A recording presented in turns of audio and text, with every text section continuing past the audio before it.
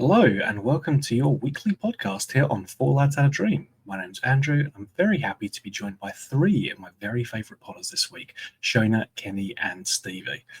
Stevie, I'm going to come to you first. Obviously things are nice and calm at the moment with the fan protest over the weekend, so I understand you either want to say something to clear the air and make it nice and calm or just throw a big Molotov into the middle of it, but the floor is yours.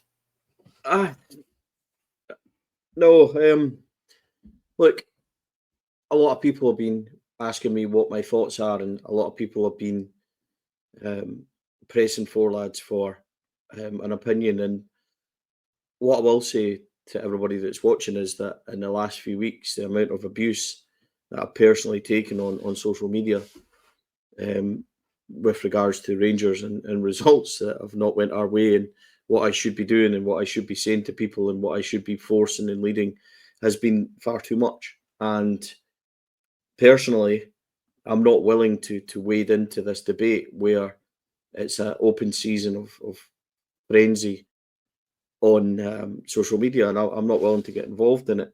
Every single person I know and I've spoke to wants Rangers Football Club to thrive and a better outcome for that. I don't think that those people who were involved in the protest yesterday think any differently, and I don't think that those stayed think any differently. And I think that everybody has the right to protest, and everyone has the right to do what they think is correct for Rangers Football Club. What I don't want is division amongst the support, where it's us v them, and we get booing and things get thrown, and I just don't want that sort of thing. So that's pretty much where I am with Andrew. I have been there. I have done that when it comes to protesting. We were pretty militant back in the day when there was protests against Donald Muir and the bank and things. Back in 2010-11, Simon Leslie and myself and others were involved in that. I was even on Ewan Cameron's show trying to drum up support and tell people, you know, the dangers of Donald Muir being on our boardroom and David Murray and things like that. So it's it's not particularly easy. And anybody putting themselves out there, you know, I appreciate that. But what I won't do is, on behalf of Four Lads or anything, and I won't put my podders in the position where they're giving opinions and it comes to people then dishing out what has been pretty severe personal and critical abuse. So what we all want is a better Rangers Football Club. What we all want is better results. And when we come on this podcast and we give opinions and we moan about things, and it's not universal and we don't claim it to be, but what we all do want is a better football club and better results and better management. And I don't think that anybody in the Rangers support is under any illusions that the boardroom management of this football club in the last couple of years has led us to where we are now, and that things on the park and in the dugout aren't the standards that we want them to be. Now, whether that you believe that is sackings or whatever, you're entitled to your opinion. That's absolutely fine. But what I don't want to do is get involved in something that is not productive for us at this moment in time. We're a podcast that is friends sitting together talking about Rangers, and all we want to do is the betterment of Rangers Football Club. So there's been a lot said. Stevie, what do you want to do with this? Stevie, what are you saying about this? And excuse me, personally, that's where I am on it. So with that said, Andrew, I know a lot of people have been asking me for opinion. I don't want to put anybody else in a situation where they're speaking and that's what happens. So that's where I am with it, and we'll look forward to discussing the weekend, Patrick Stewart, and everything else that went on. Yeah, I mean, from you know, I might as well wade in up to my tits. Why not? No, I mean, I don't want to. I'm not going to be in a position where I'm saying anything particularly controversial. Everyone wants Rangers to be winning football games. I think the fan protests are a natural result of that. It's frustration with performances not being good enough. We've said as much in the podcast ourselves that we don't think the level of performance has been good enough across the season as a whole. That's not a particularly controversial thing to say, especially where we are sitting in the league. So if you're buying a ticket to the game, I think you're entitled to do whatever you want. That guarantees you attendance or not, as the case may be. So That's my only position on it. Kenny, Shona, I don't know if you guys want to offer any opinions or if you're happy staying quiet. It's because I only check my Twitter account once a month, so if someone's abusing me, I'm not going to find out until February or so. Listen, Andrew, all I'd say, I'd reiterate a lot of what Steve has just said there. Actually, the people, every individual that supports Rangers is entitled to their own opinion. If they want to protest, they're entitled to that. It was all a bit disappointing yesterday.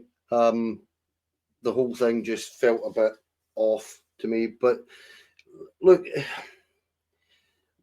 as Stevie has said, this is a culmination of a number of years of what fans perceive as mismanagement.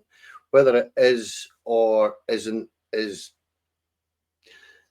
people at Rangers will tell you it isn't, and fans are telling you that it is. It is that simple. And Stevie has made a great point when he says that if you go onto Twitter, go onto social media, it is very divisive. It is very split. I think the majority would like to see change, but how you go about getting that change as fans, you're very limited, and that's why boys like the Union Bears decided to do what they did yesterday. And there was plenty of others, and there was an awful lot of people didn't bother going yesterday. So that would be my point on it. That I was very active away back in 2013, 2014, 2015, with the kind of political side of things, and I've no intention of going back there again. It's just something that I don't think perhaps other fans are quite fully aware how it takes its toll on you as a person, on your family, on your friends. It is an incredibly time-consuming and difficult thing to deal with. So we are, as Stevie says, what we are as a podcast. We've all got our own opinion, and we're all going to voice it. And what I find very difficult when Stevie said what he said there about the abuse that he's taken over the last couple of weeks, and I've began to take a kind of active step away from Twitter because it's toxic, and it's always been toxic. But when you get a situation like this, it just becomes mental. I think is the only way to describe it. It's just a crazy place to be, and you flick on and you turn the app right back off again. You just think this is just crazy. So is it a small microcosm of what people are thinking? Yes, it is. And it kind of does show you that opinion is kind of split. But all I'm saying here is that I find it difficult to understand why people would go about targeting Stevie as an individual. He's voiced his opinion. I've voiced my opinion. Shona, yourself, we are voicing our opinion twice a week on this show. And if you want to know how we feel about things, go and have a look back at some of the shows we've recorded and posted over the last 6 months. People are fully aware, if you're watching the show, how we feel about this. So I'll leave it at that because I tend to agree with Stevie. I just think overly voicing your opinion at this minute is actually kind of futile. And having, again, what Stevie has said about what Patrick Stewart has said over the weekend, to a certain degree, the board have decided that they're going to try and address this. So we'll discuss it. Shona, I don't know if you want to throw your hat in the ring. If you're happy to stay way out of it. Okay, I want to stay the way out of it. No, I think, look, at the end of the day, like, all we want is anybody that's out there, whether your opinion is on protests or whatever, like, everyone's got the right to do what they want to do. If they want to, as you said, stay in the stadium, if they want to leave, they want to leave. But at the end of the day, we all have the same thing. We want the best interest for Rangers Football Club. And the last thing I want to say on this is that what I do not want to see is us getting divided. I think that's the last thing you want to see is fans being divided. We need to come together on this.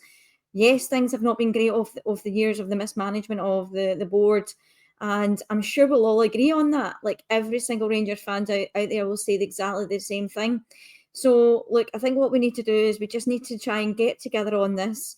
And hopefully now that we've got a CEO in place, is going to make, like, I think the decisions that have been made in the last couple of years has always came from the board. We've now got a CEO in place who knows he's going to get the right people involved. He's looking at the full structure of the football club.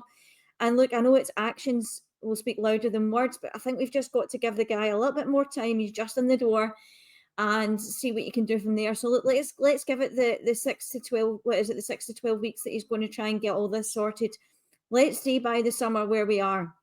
I think the fact that he's talking about external investment as well, going along those lines, that can only be a good thing for our football club. This guy is commercially been at the biggest club in the world commercially. Like, the deals that they can do are unbelievable. And I would just give this guy to the summer, see what you can do from there, then evaluate things maybe a year's time and see how the fans feel then. But the one thing that I have to say is the last thing I want is Rangers fans being divided. We need to come together on this, whether we agree or disagree in each other's protests. That's a matter of opinion. But I think at the end of the day, what you don't want to see is division amongst the fans. I mean, the good thing is Rangers fans are typically quite, sensible, and we're all, very good at, keeping our opinions contained. We've never really had any divisive issues in the past. We all agree pretty much on everything all the time. So yeah, it'll definitely be fine. So 3 supporters on the desert and 4 supporters clubs by Friday. Kind of the old joke still rings true. I'm not going to be in that. I'm not going to be in that support club with that guy. No, sir. No way. Why not? He wears a slightly different shade of blue to me, and I just cannot stand it. Look, we obviously have plenty to get into. We don't want to get bogged down in this. In terms of the Patrick Stewart press briefing that happened a couple of days ago, Shona, Stevie, you both did a fantastic vlog on that, and I would encourage folks to go and check that out to go into it in a lot more detail. A whole bunch of people have decided to check it out, including, I believe, 1 or 2 fans of rival football clubs, which is nice because, it helps the podcast grow, helps get the word out. We passed 5K subscribers, so thank you, everyone who helped with that. We appreciate it. If you subscribe for the right or wrong reason, we don't really care. It's all good for us. So we thank you for that. We would encourage folks to check that out. But the key points, I think, were, and Stevie and Shona yell at me, obviously, if I'm wrong on this, the manager is going to stay, got the vote of confidence from the board, which, depending on your views, can be a good or bad thing. There was a warning about the results, though. It wasn't like he's definitely staying forever.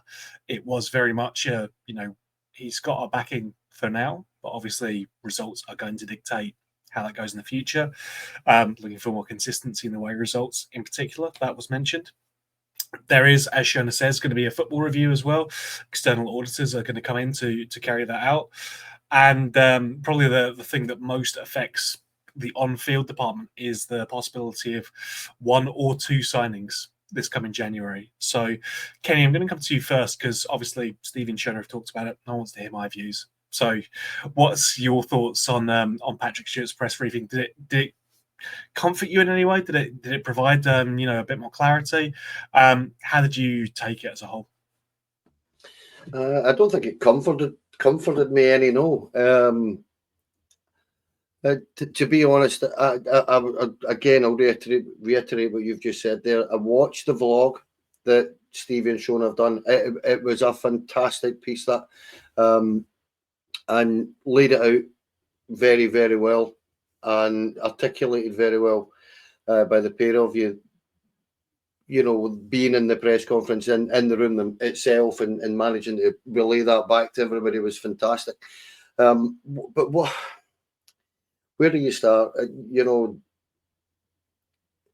The dreaded vote of confidence, as you say. I expected nothing less. I've been saying it all season. I don't think Philip Clement is going anywhere this season at all. I think it's very, very difficult for Patrick Stewart at this minute in time. The guy is literally just in the door, and he's got this thrown in his face. All of this, what's been happening over the weekend. And I like the admission from him that he's obviously had a look under the bonnet and he's had a look and seen plenty that he's not convinced with. Right? He's admitted as such that, and this is part of the issue that I have, that there was an admission from Patrick Stewart during that presser that all has not been well over the last couple of years. Mistakes have been made all over the place. And that falls on the investor board, who were running the club over the last couple of years. That's the bottom line. So he's now in there doing a job for them. And the thing that concerns me is, as Shona said, let's try and give them time. That's pretty much what he's saying. It's what Shona said there as well, that you need to give this guy time. The issue isn't with Patrick Stewart, and it's not with Fraser Thornton. The issue is the people that actually own the football club in the eyes of many of the supporters. And it's making Patrick Stewart's job even more difficult. It's probably making Philip Clement's job even more difficult as well, because of the mistakes they've made previously, that he's been doing the job with one hand tied behind his back. It's now up to Patrick Stewart as the CEO of the football club to find a way out of this mess effectively. And I quite liked some of the stuff that he said. I wasn't convinced with others. I'm not going to go into a deep dive on it because, as I said, please go and watch the vlog that the guys have put up, because it does really, really well explain everything that the guy has said. And I don't know how to feel about it at the minute, Andrew, because the situation is such that we had an issue with Philip Clement before he came in. We had an issue with the investment board before he came in, and he's the one that's now front and centre. And it's difficult to overly criticise the guy when he's obviously just trying to do the job and to the best of his ability. So on the basis of what he said, I don't think it will pacify many. That's what I'm saying. I think if results don't improve, he's going to take the brunt of it, actually, now, because he's the one that's backing Philip Clement publicly. So he is now front and centre.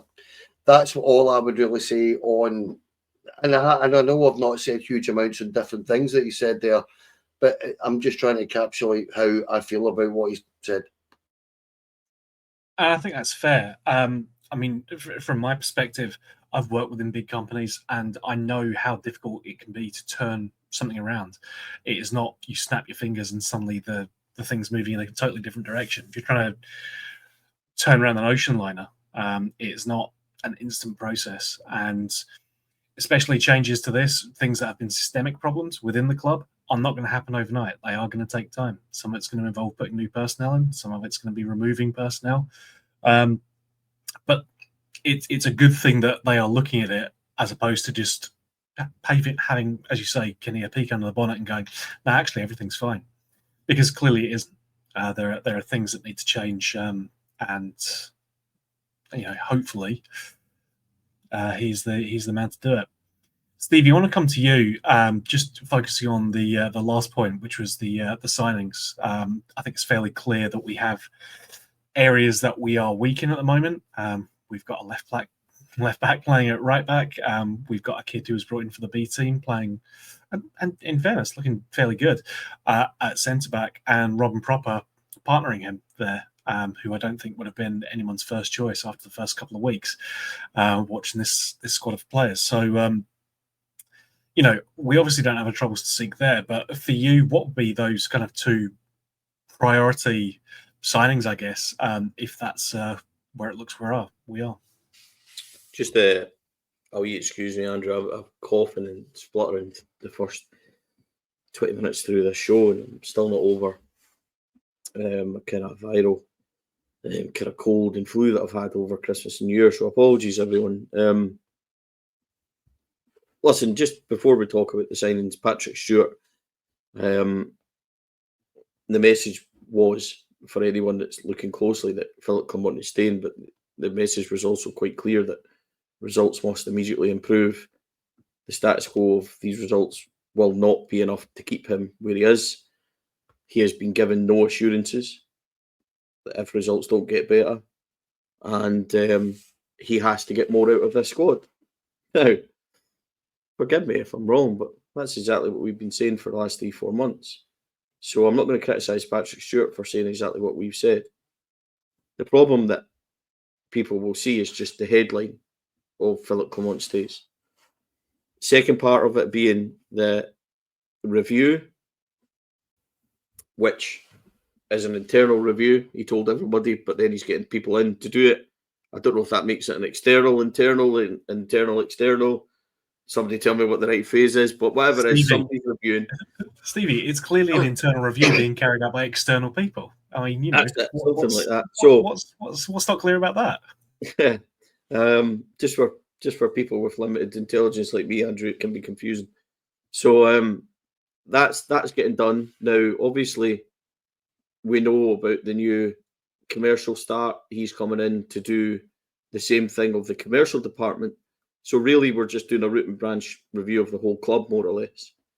So that's interesting. Now, it's needed, but we've had reviews before that have been done that we've never really found out what's happening with them. We've never really had any answers. So I just hope from this we actually get an alignment. The football club needs to be aligned from the top down, and it's not. It's clearly fractured. There's clearly parts of the football club that aren't working in tandem the way it should be. So my hope is that all comes together. Obviously, there is appointments coming in, and that'll happen. So okay, right, let's give him time to do that. And then when it does come out, he says that he will be able to discuss the findings of that. But he was reluctant, and he stated, I don't want to say it will be 12 weeks because then the supporters might go in 12 weeks. Where is this? He said that it might take longer depending on, but he was clear, excuse me, and so was Fraser Thornton, that they are aware of the issues at the football club and they're aware of what's went wrong. So, okay, absolutely fine. The third part and what you said on one or two signings, we need a centre-back. I think that's clear. Clinton Inciala is very raw, and he's done well for a young lad that has played no professional football and been flung into the deep end. So there's absolutely no criticism of him. Is there something there with him? Potentially, but it needs a whole lot of harnessing, doesn't it? I still think that Robin Proper will move on in the summer. I think that will persist until he gets a buyer. And you know, there's been plenty of names linked. So yeah, centre back is where we are. I wouldn't be throwing £5 million at this problem. Patrick Stewart talked about it, short-term fixes, and I talked about it a lot as well with regard to our transfer spending. That I feel like sometimes we spend money and hope that it sticks instead of having a proper kind of look at things. Now, I said back in the summer that my worry was that we'd just done what we'd done in previous years.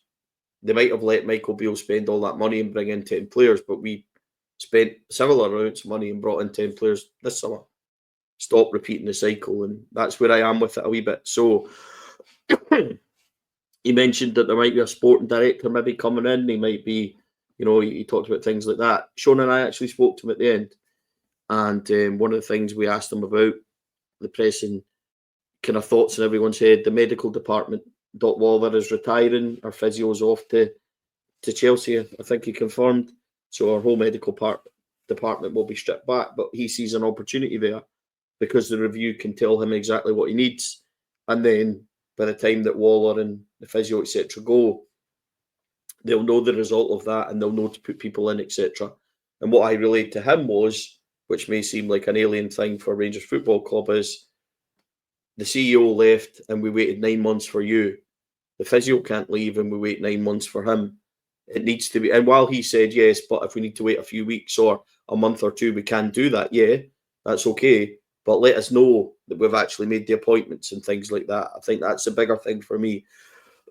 So he's aware of that, and he was quite good. And I spoke quite frankly to him, Shona, was there, and I just said to him, you know, that basically what I put up next, that this wouldn't go down well because people would see the Philip Clement headlines, that it would stir a kind of hornet's nest, and that the position isn't good enough, and you know, my own thoughts on it, and he was very good. I think he's a very astute guy. He's obviously held a really top position at Man United, and he's used to it. So I wouldn't say that it's calmed my fears down, but what I would say is that if we ask him to do something and he goes about and does it, and we want change at a boardroom level, and then we get that change, we need to allow that change then to implement what they want to do, which is going to require a wee bit of patience. So fine, the manager's staying. Everybody knows my feelings on it. That's fine. We'll just get behind Philippe for now and we'll see where it goes. Because ultimately, if it goes where we think it goes and the results he won't be the manager of Rangers Football Club anymore. The CEO told us that directly. Or indirectly, if you want to read into it a wee bit more. So it is what it is. and that's basically where we are with it, Andrew. So it was enlightening. Did we get what we really want? Pep Guardiola's coming and we're getting a 30 million war chest. Unfortunately, it isn't Football Manager. So we're just going to have to wait and see how this, he'll be judged by his words and by his actions. So we need to at least allow him to do that before we rubbish him, is my point. Steve, if it's Football Manager, I'm winning the Champions League next season and we're getting a stadium named after me. But, we can't get everything we want, I suppose. Shona, I want to come to you briefly, just on the Patrick Stewart thing. I'm aware, obviously, you've spent about 40 minutes already talking about it, so understand if you don't have that much more to say about it. But I want to get that quickly, and then we'll go on to look back at the St Johnstone game this weekend, because, hey, Rangers were playing football. Yeah, look, I thought overall Patrick Stewart did okay in coming across. I think he came across quite well. I think there was quite a few key points that I took from it. I think a lot of it you said about the external investment. That's something that you've got to take on board because, he has mentioned that. So that's something to maybe go back on in maybe 6 months' time and ask, how forward are we or where we're going with this external investment. He talks about the fact that the shareholders here have been mismanaging the money and we can't be relying on them anymore. And this is why we're looking at obviously other sources to try and find that money. I thought it was really interesting what you said on Clement. I think he's got to be honest, and I think he did that. I think, I think there's a lot more things going on behind the scenes at Rangers Football Club. And look, do you know what? Fair play to him. He's actually identified it. He's going to put in this review. He's going to get external people to come in and look at the whole structure of the football club. And I think that's exactly what we need. I know that Stevie said there we've done this before, but that's another thing that we can go back to him and ask him, how is this review going? So I think, as Stevie said, a lot of it is down to patience. Actions speak louder than words, like I've said before. So it's a couple of these things we can go back and say to him in maybe 3 months' time when he says that he's done this external review. Right? What is the plan? What is the short-term plan, but also what is the long-term plan? I think it was quite key when he talked about that in previous years. We've allowed our director of football and the manager to make most of the signings. He's going to be involved in that. So it's going to be a three-way street. So I think that's another good thing, that the communication in this football club gets a lot better, because I think that's one thing that I would say in the past has not been great at. And I think another thing that I took from it, which was really interesting, was to do with the structure of how we're going to be buying players. He did mention that getting that Scottish core is very important to this football club. He talks a lot about how he wants to bring this football club back to success. He understands that. He really does. He talks about how he wants to find people who are not the Scottish core, that are people that are coming into this football club, maybe the likes of Yefty and Igaman, understand the standards of Rangers Football Club. And then he goes on and talks about how the player trading model, about using the players like Igaman and Yefty, buying them at quite a low price. But what we're doing is we're buying young, hungry players and hopefully being able to get a profit on them in the future. And I think that's something that I've said over the past, especially with the likes of the B team, talking about trying to find a pathway for them. I still believe that this league should have an under-21s league to help the kind of players there. But I think he's very much understanding of the things that have been going wrong at our football club, like the B team. I don't think we're bringing enough young players, or what should I say is a lot of the young players are on far too much money. He did say along the lines of there will be players going out the door, and I think a lot of that stems to the amount of money that some of these people are on. So he does understand a lot of what's going on, but I think it's just a massive task that's on his hands at this moment in time. And it's good to see, and I would like to see what happens with this review, because it's clear to me that him coming from a massive club at Man United and coming to Rangers and seeing the structure that's going on behind the scenes, he's clearly not happy with it. And I'm glad that he's actually looked at that and said to himself, this just doesn't seem right. And whether we get these consultants in that are going to change the way that Rangers are going to be for the next 3 to 5 years is a long-term plan. I'm quite happy with that. But like I said, a lot of this will take patience, because we're not going to see it for at least another year. I think you've got to give him at least 12 months in this job. So maybe give them to maybe the start of next year. We've gone through maybe or towards the end of the January transfer window. That means there's been 2 January transfer windows. Let's see the players that we brought in, players that we might need, and so on and so forth. And let's see what the guys have done that he does bring in. So I think there will be a lot of changes. I think there'll be a lot of people that I think we've still got Greg to come in, haven't we, as well, Stevie, in April. He's another one. So look, there's going to be a lot of changes around that side of things as well. So, yeah, he's bringing in the guys. I like to think that will change this football club, but I think a lot of it is down to actions speak louder than words. But I think that was the main things that I took from it, was him outsourcing investment, not allowing our shareholders or our board to be in control of that. So he's going to take that responsibility. I like the fact that he talked about the transfer side of things, and I like the fact that he's actually taken a really good look at our football club and the structure of it, and he wants to change that. So let's just see what happens in the next 12 to 18 months when he's here, because now he's said it, we will have to go back to him and ask him for answers on these. So let's just see what happens. But yeah, I was overly impressed. I was actually quite impressed by him. I was quite impressed. That's good. That's good. Yeah, as Shona says, that is very much going to be a case of waiting and seeing. Let's get on to something that was a bit more immediate. Kenny, Rangers playing at home, so foregone conclusion really. Started off well. I think first 15 minutes were a little flat as we felt our way into the game, but space of 10 minutes, 15 through to 26 minutes, we scored 3 goals and pretty much ended it there. Diamande with a cutback to Igaman, Cherney with a little bit of interchange and getting his typical goal for us as well. And St Johnstone then have a complete brain fart at the back, head of the ball directly to Mo Diamande, and he puts away what's a really good header, but it's probably one of the easiest setups I think you can ever get as well. I think the problem was that after that initial half hour, 35 minutes, Rangers pretty much declared it. St Johnstone never really threatened, but they had 1 shot on target and managed to score with it. So that wasn't particularly fantastic from a defensive point of view.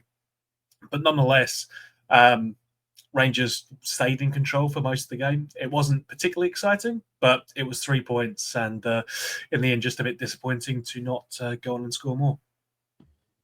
Yeah, I think that's it. When you're 3-0 up in 25 minutes or so, you're hoping for a few more, but listen, it was just a typical game at Ibrox. I thought that,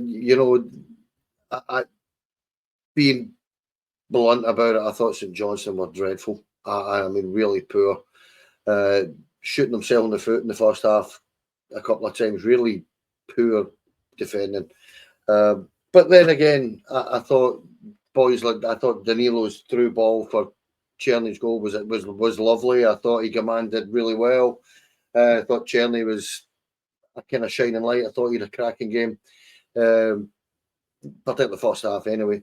But look, again, it's one of those things that my abiding memory of the game will be the kind of the sideshow that went on. But look, I thought Rangers did the job pretty professionally.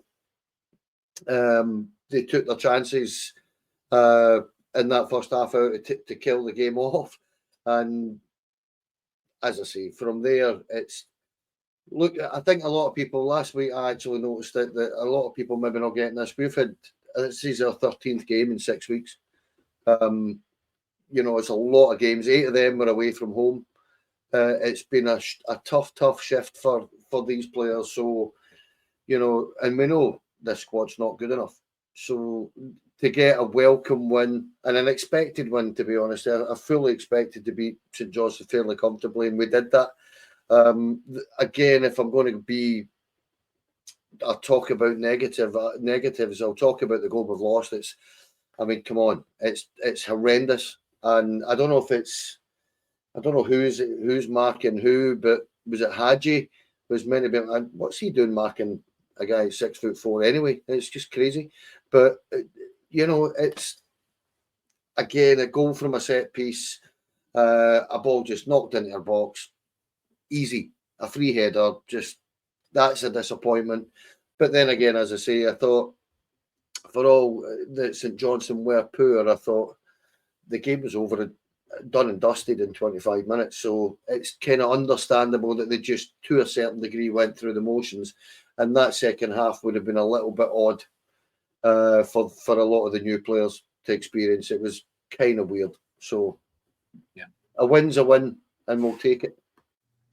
I always like it when like people are doing podcasts and stuff and they merge two words together like Kenny did there, and it sounds like a wee bad word. So that if you've seen me giggling, folks, that's because that's exactly what I did. And did you see me start to giggle when I said it? So I enjoyed it. It could have been an accurate descriptor of our second half, really. So I wasn't going to complain about it at all. Stevie, obviously you and Shona did the vlog again. Lovely. Want people to go and check that out. Just Vlog Central over there. But you guys managed to capture scoring the second goal as well, because it all happened in the space of about 10 minutes. I don't think you'd had time to stop recording at that point. From your perspective, Stevie, focusing on the game itself, I'm not sure how much more you can say other than started well, didn't really capitalise on the strong position we put ourselves in. Hey, if only that was the first time we'd said that this season. Played well, relatively in control, played very well in a spell. Job was done, became a bit sloppy. They could have, in the first 5 minutes of the second half, Tierney went through, there was through balls to be played to Danilo and stuff, and they didn't do that. They became a bit sloppy. But look, as Kenny said, they played a lot of football, and they maybe had one eye on Wednesday night as well. So importantly, it's a good win. It's job done. They lost a slack goal. Is it disappointing that we're 3-0 up at home to the team that were bottom of the league and lose the second half 1-0? Yes, it is a wee bit, but cut them some slack. It was a difficult situation yesterday for everyone. And, from that point of view, look, we needed a victory. We got one. Move on quickly. On to the next one, sort of thing. They scored some good goals, Andrew. Look, they created some more chances. They should have took some more chances. They probably could have had a penalty, but apparently elbowing people and kicking them in the knee is fair game. So, and we don't need VAR to check it either. So, it is what it is. And 3 points and we move on. Just pleased to get a win, because ultimately that's what it's all about. And it was extremely cold. Not as cold as Dundee, but equally as cold as other times. And yeah, get the win and move on. So yeah, I don't think we were in a position to really turn our nose up at 3 points, quite frankly, right now. So always happy with that. Shona, any insights you failed to share on the vlog you'd like to share with us now?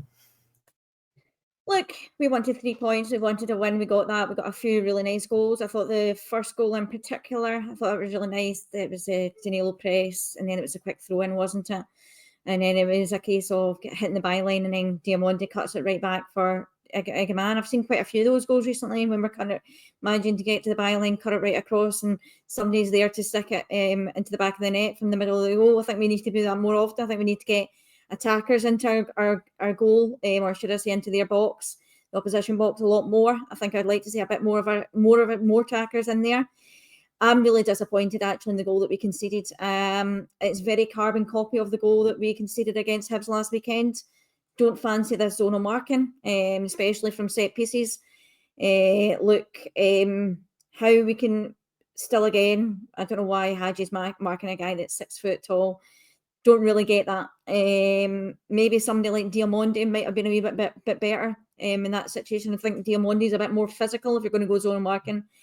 But once again, if you look at the highlights, I watched that goal back and I've seen it on Twitter. I think it was 4 of our players managed to get dragged to the front post. That's a concern for me. I went and watched back the same Hibs goal. Exactly the same thing happens there. So I want to know why 4 of our players are getting dragged straight away, because the main danger for me is always at the front, in the middle of the box and at the back post, because I think tend to a lot of balls, that's where they end up going. That's where most of your goals are scored from. So look, I was quite disappointed in the goal that we conceded. I think Stevie's right, we're playing in spells. I think we lost that intensity in the second half. I think we should have gone on to score more. I think Gigaman had an audacious overhead kick, didn't he, at one point? And I think there was a few other opportunities. But look, at the end of the day, we got three points, and that was the main thing. But I'm just now looking. Like, I thought NCL, I'd give away NCL a wee shout out, because I thought he's come in now twice, and I think he's actually done things quite simple. He looks quite a physical guy as well. So I just want us to see us getting a clean sheet. I think that would help the defence a lot. I think it would help the goalkeeper with us having Kelly in there. I don't think it helps his confidence at all with the amount of goals that we're conceding. Look, he's not a guy that's going to come out and catch a ball, is he? It's just not the type of goal he is. He's more of a shot stopper. But look, I think overall it was 3 points, 3 goals. Really, 2 of them were pretty decent. One, obviously, Diamandi. But yeah, just a wee bit disappointing in that it's still in the goals that we're conceding. I have to admit, too easy, and something we need to look at, especially from corners and set pieces at this moment in time. What was the best moment, though, from the football, Shona? What was the best moment? Am I missing something here? What was the best moment? Us when the Chinese goal went in? Is that what you're thinking? No, is there something else? Nothing to do with the football. Nothing to do with the football. You're not talking about Martin, are you? No. No. Shona and I found a new delicacy at the ground. Oh. So a couple of weeks ago, Shona was really hungry at one of the games, and I kind of cajoled her to go and try one of the places outside, and it cost loads of money. And honestly, if looks could kill, I would be stoned, and it was the wrong decision. So then we found a place. It's a wee van across the road next to the Astro, and it's got like bull horns and stuff, and they do salt and chili chicken, chips and curry for £6. Honestly, folks, best free advertising they're going to get. It was unreal, Andrew. And honestly, I don't really care what anybody says. That was the highlight. The highlight, because it was freezing, you know what I mean? And it was unreal. So we're at Ibrox Wednesday night. Go and check it out. It was wonderful, and thoroughly enjoyed it. That was cash only. Cash only. You need to remember that. It's cash only, guys. Look, we would tell folks to go to the Black Rooster van, but it wasn't there over the weekend. So I mean, that's why we went to this one. That's why. Yeah. Otherwise, you'd be straight there at Black Rooster. We had to pay for food. My God. And it's cash, not contact.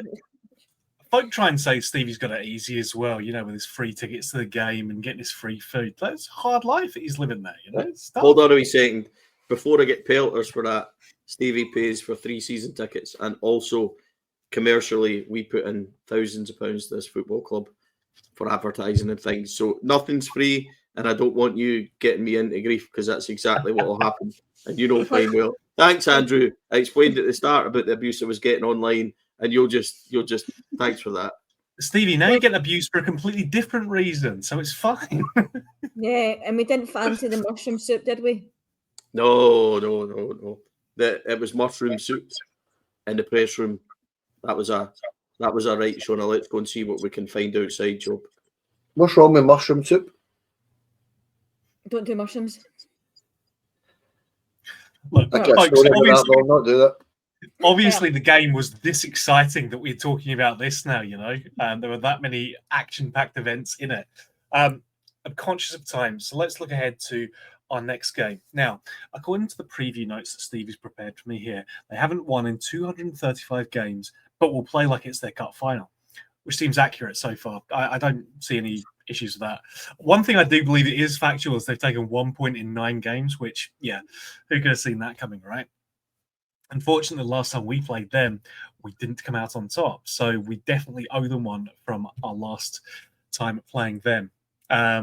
We've gone from 9 points behind them to 9 points ahead of them. I'd like to increase the size of that gap. And here's hoping we can go ahead and do that. Kenny, I mean, I suspect that no one's views on this is going to be particularly different, but I assume we are looking to send out a little bit of a statement with this one. Certainly hope so. But yeah, I think it's one of those games that, as Stevie has rightly said, they'll be right up for it. They always are. It's up to our players and our manager to get that attitude spot on Wednesday, which I actually think it will be. I think hopefully it'll be a better atmosphere tomorrow on Wednesday, and we can put this mob to the sword. I think we're due actually giving them a bit of a doing. So, look, I'm not saying we are going to give them a doing. I just think that if we go and apply ourselves properly, they're not playing well by all accounts. I know they've signed a couple of players right enough, so that might give them a boost. I have no idea. But again, a night game, big game, good atmosphere, and let's go and turn this mob over, please. And that pretty much puts them right out of the reckoning anyway, so that it gives us a little bit of freedom in terms of, securing second place, I suppose. But that's harking back to the bigger issue at the football club, isn't it? So, on a very quick note, Shona was mentioning our players getting dragged to the front post at set pieces and talking about zonal marking. It's a mixture of zonal and man marking that we're using, and that's why the ones that are man marking are going to the front post. They're running toward the front post. The zonal ones are standing still, and that's your problem with our set pieces. It's a combination of both. There you go. Shona, given that the game following Aberdeen is going to be against Fraserburgh, and then we'll have Man U after that, I think it's fair to say we'll probably be trying to set out a fairly strong team for this one, with the expectation that we'd probably rotate and allow 1 or 2 players to come in against Fraserburgh, because not to give any disrespect to Fraserburgh, but they are where they are in the league pyramid, so we should be hoping that would be relatively comfortable. And it's a hope, so it will be, because we're fine at home. If we were going to Fraserburgh, then I'd be seriously worried. In terms of how you see the teams lining up, I mean, are you expecting any kind of dramatic changes for this game in particular, given that we only made 2 changes with the last team and we are getting down to the bare bones in some of the positions within the team at the moment? Look, I don't think there'll be too many changes. I think, like, Clement has now found his formula. Believe it or not, the one that he found 4 or 5 weeks ago that worked. So I think he should be sticking with the same one, and we'll see what happens there. But look, I think the last time that we played Aberdeen, it was really disappointing. Another set-piece goal that we conceded. And I think it was Tav. Was I right in saying that Tav was at fault for the goal? Remember, I think it was the winner when it went across between him and Butland, and then it came off the post, and then I think the Aberdeen player stuck it in the back of the net. I think it was a really good goal by Barami at the time, from what I remember. I think he took on 2 or 3 of their players, but I think the last time also that Aberdeen had more shots on goal and more shots on target than us. So that's kind of like a typical away performance for the Rangers. So no, I'm expecting probably going to be about the same time. Whether or not, I know that Tav's back in training, and look, Balogun I think is there or thereabouts. Sterling was a doubt the other day. He never made it into the squad. Will he come back in again? Look, I think a lot of these things will surround on the press conference. Is a press conference tomorrow, Stevie, or is there going to be one? I would imagine there would be. So look, it'll be interesting to see if Sterling's fit and back. I would imagine that he'll come straight back into the team. But I have to admit that I don't think NCL has done too much wrong, but this is their cup final, so it will be slightly more physical. it'll probably be a case of he won't have as much time on the ball. So, but do you know what? It might be quite an interesting test for the young boy, because I think he needs to have a run of games to whether we can actually make a kind of decision on what we think of Nsiala. But so far, so good. But yeah, that would probably be the only ones that I'd be kind of looking at. Is Tav going to be back in? Because I'm sorry, guys, Radvan will never ever be good enough to play for Rangers. I am not Radvan's biggest fan, as you know, not in the left back position, and I'm certainly not his biggest fan on the right back position. Look, it's not his fault; he has been put there, but his distribution and everything, passing, it is horrendous for me. So, as soon as Tav gets back, I would rather see Tav in that position. Look, I know that people have their opinions on Tav. But look, if Sterling's back and so is Balogun, why not put Sterling in at right back? That may be a decision. I don't know what the lads think about that, but I'll let Stevie go on to it. But yeah, and I think, was it not Butland that saved a penalty in the last game? I can't remember. But yeah, I'll let Stevie go on. Yeah, Stevie, I'll come to you last. Obviously, we want to get a good win in this, but Aberdeen, and they will be fighting tooth and nail to ensure that doesn't happen. Yeah, very quickly. Horrible team, horrible club. Just go and pump them. That simple. There we go. Easy as that. Folks, obviously, it's a pleasure, as always, to talk to you. Be nice in the comments, please. Be horrible to me. I can take it. I delete all of them anyway. It's fun. Gives me just a little boost of serotonin every time I get to delete one. If you get to ban someone from the channel, that's even better. So, yeah, bring it on. But folks, as ever, it's a pleasure to talk to you. The vast majority of people who are watching this are lovely people. We love them, and we love them for their support as well. Because I don't think we were expecting to hit this many subscribers this soon. We've barely been at this a year, and the channel's already doing phenomenally well. So we thank you all for that, for your support, and yeah, for the 95% of comments that are positive and nice. We always welcome the comments and everything you guys want to offer, because it's a little community. We're just four people offering our opinions. We want to hear yours too. So please keep doing that. I want to thank my three lovely co-hosts, because without them, I'm just here talking to myself, and absolutely no one wants that. So yeah, Shona, always a pleasure. Yeah, I just want to reiterate, like, honestly, we never expected to get to 5,000 subscribers. Like, and look, I just love the fact that everyone really, really enjoys this. Please do get as many comments in, as much as some of them can be a bit brutal at times to see, but I'll take it on board. But honestly, just really thanks very much for everything. It's been like, it's not been easy as a Rangers fan. We understand that, but your support is, like, we wouldn't be here if it wasn't for you guys. So I really, really appreciate it.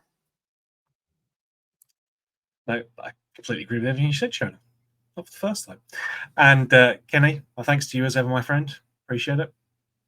No, thanks, Andrew. Thanks, Stevie. Thanks, Shona. And thanks to the 5.1k subs. It's amazing. That really has cheered me up a little bit. But look, bring it on Wednesday. Looking forward to it.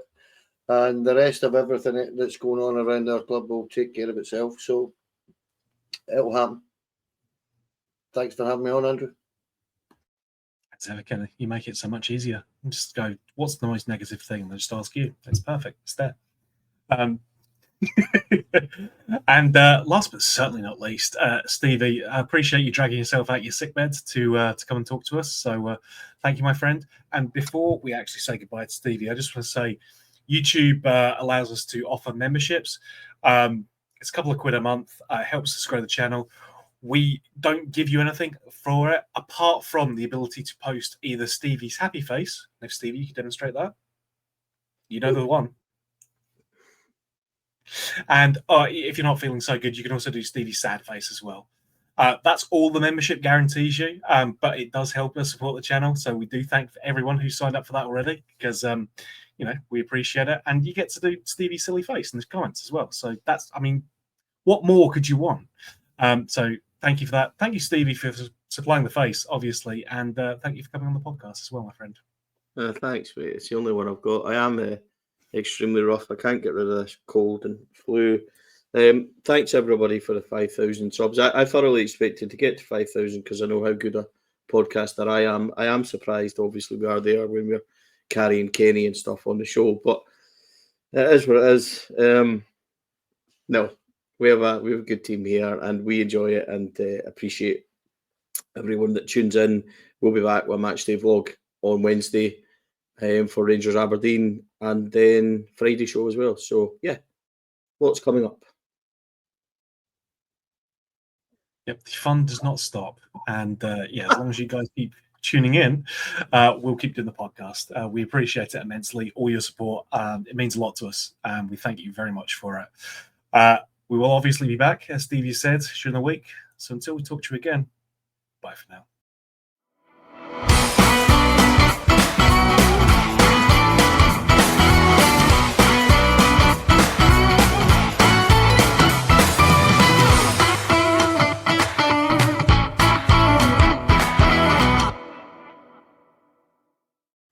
Four Lads podcast is sponsored by Rhino Express, Clyde Joinery, Athol Industrial Solutions Limited, and CSD Air Conditioning, along with Art of Gold. Thank you for listening or watching the podcast. We hope you enjoyed the show.